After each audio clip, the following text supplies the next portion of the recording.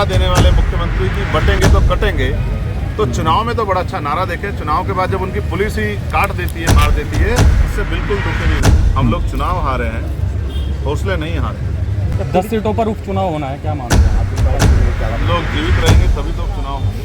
इसमें एक विधायक को सरेआम थप्पड़बाजी कर देंगे और कोई FIR नहीं। देखिए सहारनपुर, ये मत कहिए कि सहारनपुर पहुँचा हूँ, काफी लंबा समय हो गया इसलिए कहना पड़ रहा है हम लोगों से। मैं सहारनपुर का ही हूँ, बेटा भी सहारनपुर का हूँ, कार्यकर्ता भी सहारनपुर का हूँ, सेवक भी सहारनपुर का हूँ, सिपाही भी सहारनपुर का हूँ, और मेरी पहचान ही सहारनपुर है।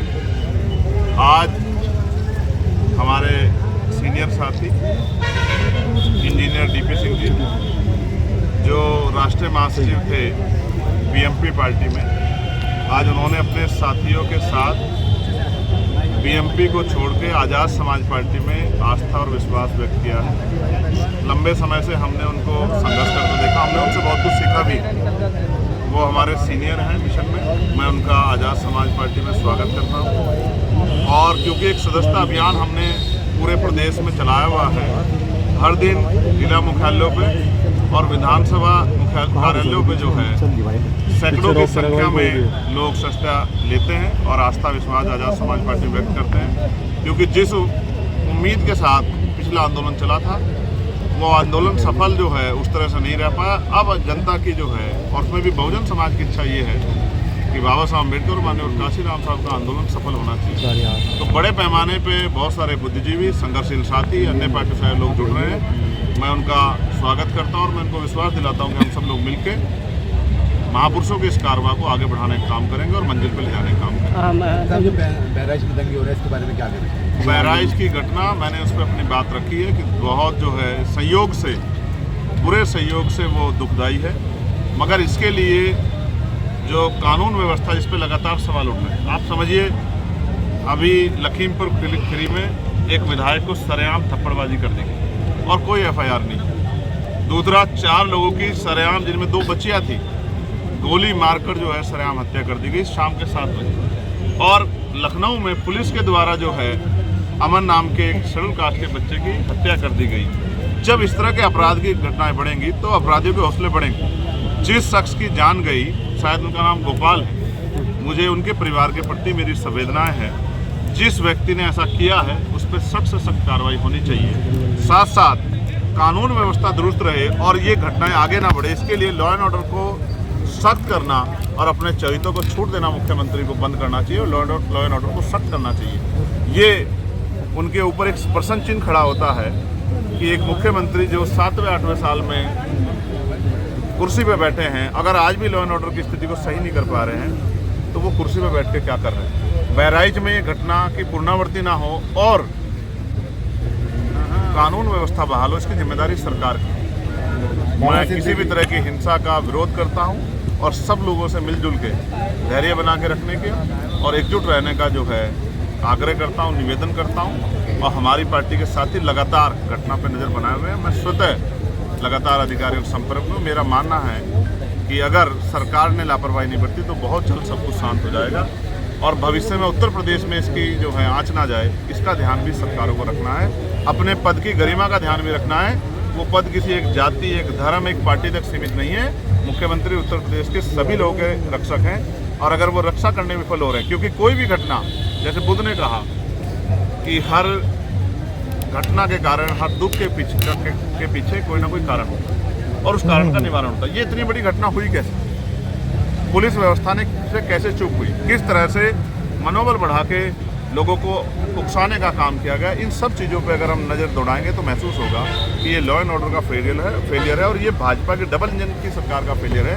इसका जवाब जो है सरकार को देना चाहिए और उम्मीद से, जितनी उम्मीद थी उससे कम जो है खरे उतर पा रहे हैं उत्तर प्रदेश के मुख्यमंत्री। इस बात को केंद्र को भी ध्यान देना चाहिए। मुंबई में भी गोली मारकर जो है हत्या कर दी गई है बाबा सिंह।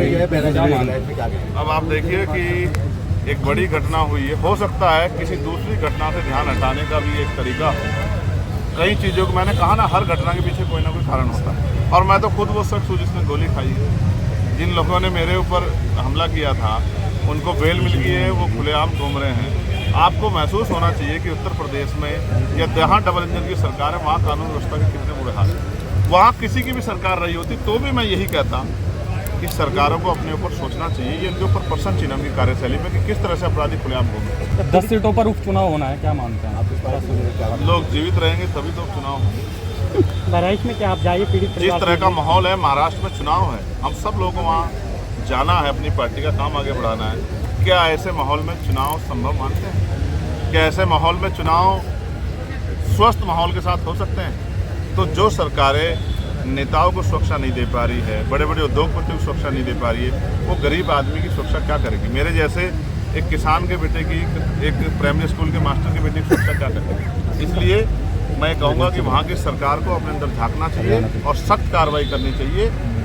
जो मुख्य आरोपी है, जो षड्यंत्र का मास्टरमाइंड है, उसको जो है जनता के सामने लाना चाहिए, उस पर सख्त कार्रवाई। सांसद हरियाणा विधानसभा चुनाव में आपने काफी मेहनत करी मगर ऐसे नतीजे नहीं आ पाए, क्या कहेंगे? मैं इस बात से बिल्कुल दुखी नहीं हूँ। हम लोग चुनाव हारे हैं, हौसले नहीं हारे। चुनाव होते इसलिए हैं कि हम उसमें प्रतिभाग करें। हमने अपनी बात को जनता तक पहुँचाया और हम अपनी बात को पहुँचाने में कहीं असफल रहे। हम ज़्यादा मेहनत करेंगे भविष्य में और इसके लिए संगठनात्मक ढांचे को और मजबूत करेंगे और मजबूत करके कोशिश ये करेंगे कि चुनाव के परिणाम आज़ाद समाज पार्टी के फेवर में आए और इसके लिए हम लोग संघर्ष कर रहे हैं। क्या गोपाल साहब पीड़ित परिवार से बहराइच जाकर मिलेंगे, उनसे क्या लगता है? मैं पूरी कोशिश करूंगा कि अगर माहौल थोड़ा जल्दी सुधर जाएगा, क्योंकि इस माहौल में वहाँ जाना और सिर्फ किसी राजनीतिक स्वार्थ के लिए जाना ये अच्छा नहीं। अभी मैं ये कोशिश करूंगा कि सबसे पहले तो मुख्यमंत्री को वहाँ जाना चाहिए। मुख्यमंत्री तो लखनऊ में दलित परिवार के घर नहीं पहुँच पाए। देखिए, ये बड़े दुख की बात है कि नारा देने वाले मुख्यमंत्री की बटेंगे तो कटेंगे,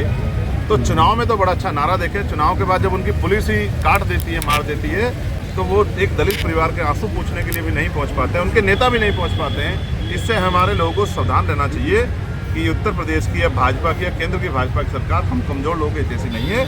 हमें उनसे सावधान रहते हुए अपनी पार्टियों के साथ आगे बढ़ना। अभी आपने बयान को लेकर क्या है? लगातार उसको लेकर विरोध हो रहा है बयान। किनके बयान को? आप लोगों ने तो हाईलाइट कराया। वो तो चाहते थे कि वो तो कैमरे से वीडियो बनवा रहे थे कि हाईलाइट हो जाओ। इस तरह से किसी भी इष्ट के खिलाफ बयान देकर और सस्ती लोकप्रियता के कारण देश को अस्थिर करना, एक बड़े समाज के खिलाफ इस तरह की बयानबाजी करके और लोगों को मजबूर करना, आक्रोशित करना कि वो सड़कों पे आएँ और उससे सरकार का एजेंडा कामयाब हो, मैं इससे कतई भी सहमत नहीं। और अगर उन्होंने अपराध किया तो फिर इसलिए उनको जेल जाना पड़ा। भविष्य में अपराध करेंगे तो फिर जेल जाएंगे। सर, लखनऊ की जो घटना हुई उसमें आप किसकी कमी मानते हैं? मैं अपनी कमी मानता हूँ। मैं मुख्यमंत्री नहीं हूँ, इसलिए सब कुछ हो रहा है। मैं मुख्यमंत्री होता कुछ किसी दलित की, किसी गरीब की जान नहीं ले पाता कोई, किसी बहन बेटी पे जुल्म नहीं कर पाता कोई नौजवान बेरोजगार नहीं घूम रहा होता, किसी भर्ती में घोटाला नहीं होता, और तमाम तरह से जो अन्याय आज हर वर्ग के व्यक्ति को झेलना पड़ रहा है, यह सुरक्षा की भावना नहीं होती। लॉ एंड ऑर्डर इतना अच्छा होता कि रात को 12 बजे भी, जैसे हमारे एक नायक हुए हैं जो पेरियार, ईवी पेरियार रामानंद स्वामी कहते थे कि रात को 12 बजे भी बेटियां जो है खुलेआम घूम पाती, ऐसा माहौल मिलता है उत्तर प्रदेश को। अभी हम मेहनत कर रहे हैं, भविष्य में ये दिन जो है आएंगे और अभी आपने भाषण में अपने कहा है आपको मंत्री पद की मिलने की वो ऑफर आया है और भी ऑफर आए हैं, तो उसमें क्या कहना है, कौन लोग थे? मैं फिर आपसे कहूँगा, आप कहाँ पुराने गड़े मुर्दे उखाड़ रहे हैं? आज पे जीने काम कीजिए। मंत्री पद तो आते जाते रहते हैं, बहुत सारे मंत्री आए चले गए, हम तो मिशन के सिपाही हैं। आपको पता है हरियाणा मेरी